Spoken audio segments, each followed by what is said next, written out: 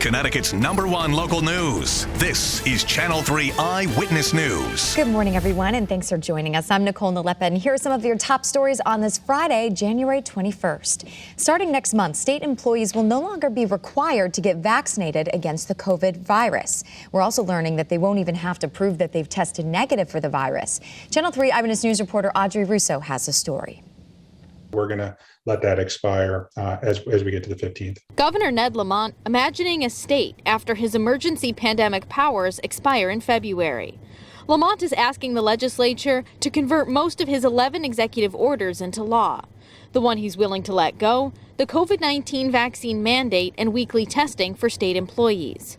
Lamont claims his reasoning is that through the prior mandate, most state employees already got vaccinated. The strain on schools also played into the decision. The significant administrative burden on our agencies and on the schools to administer that ongoing weekly testing regimen, to chase the people who are chronically late getting their test results in, it's run its course. It's not as sufficient value anymore. Audrey Russo reporting. So this change does not affect healthcare workers and long-term care staff. The latest numbers show the state's positivity rate is starting to dip, by the way. It now sits at a little more than 13%. You can view the full set of numbers anytime on the Channel 3 app. Members of the State National Guard will be distributing COVID-19 test kits and PPE to nursing homes today. The 50,000 rapid antigen tests are expected to be used to facilitate safe visitation. The National Guard will also be dropping off supplies at regional distribution centers. Firefighters in Vernon were busy overnight dealing with a big apartment fire on Thomas Street.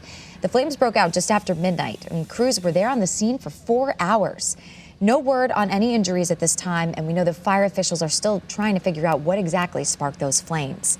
And an arrest warrant is giving us some new insight into the case of a mother of 2 who's also a teacher, who police say left her kids at home while she vacationed in Florida. And both of those children were under the age of 12, by the way.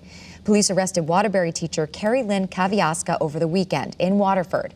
They say that she traveled out of state with her boyfriend just before the Thanksgiving holiday, leaving her children home alone. And documents show that the children's father found more than a dozen text messages between Kaviaska and the kids. One text message said, quote, "Hi, Mom, what are we going to have for dinner?" And she responded saying, "Just eat candy. I'm sorry." A spokesperson for Waterbury Public Schools says that Kaviaska is on leave right now, pending an outcome of the police investigation. An arbitrator has ruled that UConn improperly fired former men's basketball coach Kevin Ollie, and that the school must pay the $11 million they owe Ollie. UConn says that it fired him back in 2018 for violating NCAA rules, something an NCAA investigation would later find as well.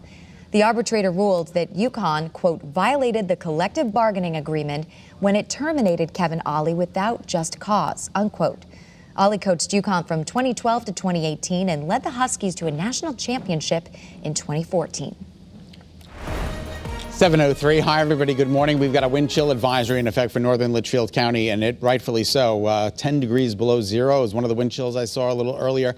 13 to 14 degrees below zero in parts of Norfolk. It is really cold out there this morning, so you got to bundle up. Our Doppler scans to stay dry. If the kids are getting on the bus right now, you really got to bundle them up because we're in the single digits and teens out there, and we're only going to be in the teens by lunch and recess. For the ride home, we'll sneak into the low 20s, but that's 10 to 12 to 13 degrees below average. 35 is the normal high for this time of year, which is cold enough, but it's going to be significantly colder than that during the day today.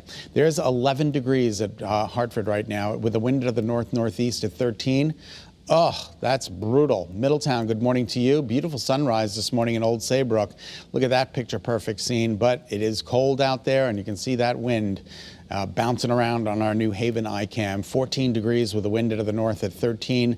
That's making it feel substantially colder. 0 in Kent feels like 9 below. 7 in Stores feels like 7 below. 9 in East Hartford, not a lot of wind there. 11 in West Haven feels like 2 below. Really chilly out there. Here are the actual temperatures: 2, 6, 9, 10, 11, 12. Bundle up. And the temperature differential from yesterday, we are off 24 to 28 degrees colder than where we were 24 hours ago. Those winds are out of the north, sustained anywhere from 8 to 15 miles an hour. Let's check in with the gusts. A gust at Bradley to 23, 18 in Meriden, and 20 in New Haven. Makes it feel like this: 11 below in Salisbury, 10 below in Torrington, 9 below in Waterbury. And a lot of zeros out there, but everybody's in the negative numbers this morning, with the exception of New Haven and Bridgeport. You're at the goose egg mark there, zeros in both locales. All right, here's Futurecast in terms of our wind chills. It will get a little bit, these are the actual temperatures, excuse me. It's going to get a little bit better during the day today. As temperatures climb into the mid-20s, low to mid-20s. And then this is tomorrow morning. I think it's going to be even colder than this, single-digit temperatures. That's what I'm going for. And then during the day tomorrow, we do warm it up into the upper 20s, so it looks a little bit better for tomorrow. Here's our wind chill values. You'll notice 7 o'clock this morning, it's really tough out there. 9 o'clock this morning, it's tough. It's tough right through this afternoon, but it gets a little bit better. At least we're on the positive side of zero. By noontime today, by 2 o'clock today, it does get a little bit better, but still very cold out there. All right, here are your headlines. Clear and cold to start. Sunny and cold during the day today. And then the weekend storm that we've been talking about is a mess as it goes to the south and east. Here go the temperatures into the low 20s. Partly sunny to mostly sunny skies during the day today. More of the same for the immediate shoreline. Temperatures there topping out close to 24 degrees. Here's Futurecast. Keep your eyes in the lower right-hand portion of your screen. That's where the action is, but not here in Connecticut. There's that coastal storm tomorrow morning at 8. High pressure deflects it, sends it out to sea for us, and we're under partly to mostly sunny skies for the weekend, which is good news. All right, daytime highs today, upper teens, low 20s. Your 7-day forecast includes a very chilly night tonight. Here we go. Saturday, mostly sunny, single-digit start. Mostly to partly sunny on Sunday, not as cold. And then the rest of the week, 29 Monday, 34 on Tuesday. A little bit of a warm-up, but we are expecting some snow showers as a result of a clipper passing through Tuesday afternoon and at night. And then Wednesday and Thursday are dry and tranquil and quiet, but the temperature's another reinforcing shot of cold air rolls in for Thursday with a high of only 24 degrees. Bundle up. All right, 7:07 is now the time. Nicole, we'll send it back to you. All right, thanks, Scott. Starting today, the Middletown Police Department will be hosting a collection drive to help the victims of the tornadoes that swept through Kentucky last month. Organizers are looking for things like toilet paper, wipes, and bottled water and other non-perishable food. And the goal is to fill a 52-foot truck with all of those items. So you can donate today from noon to 6 and tomorrow from 10 a.m. to 2 o'clock right at the Middletown Police Department. And Meat Loaf, the larger-than-life singer, has passed away at the age of 74. The rock superstar sold 100 million albums worldwide, and his 1977 record, Bat Out of Hell, is still considered one of the best-selling albums of all time.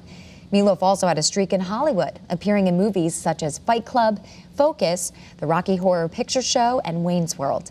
The singer and actor lived in Connecticut for decades, raising his 2 daughters here, and even coached girls' baseball teams in Stamford, Westport, and Reading. Thank you so much for tuning in to Eyewitness News on this Friday. Remember, you can get news and weather updates anytime on the Channel 3 app. Have a great day, everyone. Be healthy, stay positive, and we'll see you on Monday.